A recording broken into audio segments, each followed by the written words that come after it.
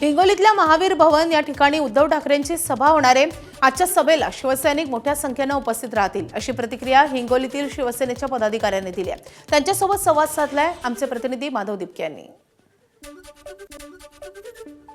या पद्धतीनं ते खासदार या ठिकाणी फुटले, याच्या अगोदर आमदार या ठिकाणी फुटले होते। त्यामुळे आज उद्धव साहेबांची कार्यकर्त्यांशी निष्ठावंत कार्यकर्त्यांशी संवाद हा दौरा आहे आणि निश्चितच उद्धव साहेबांच्या बोलण्यामुळे, उद्धव साहेबांच्या भाषणामुळे निश्चितच इथल्या शिवसैनिकाला बळ मिळाल्याशिवाय राहणार नाही। आपण खासदार म्हणत आहेत, ते खासदार नाही आहेत, 6 गद्दार आहेत ते, आणि एक आमच्या हिंगोलीचा सुद्धा आहे त्याच्यामध्ये।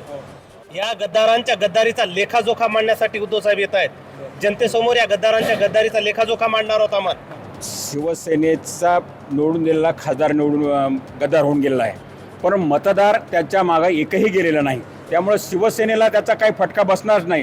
त्याचा खासदाराचा आधार शिवसैनिकांना काही नव्हताच, त्याच्यामुळं आम्हाला त्याचा काही फायदाच नव्हता। तर इथं नुकसान होण्याचं काही कारणच नाही।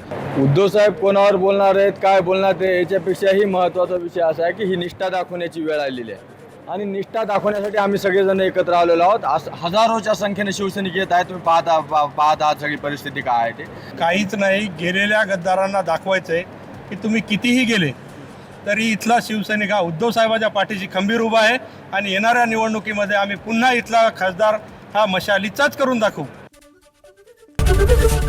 एबीपी माझा, उघडा डोळे बघा नीट।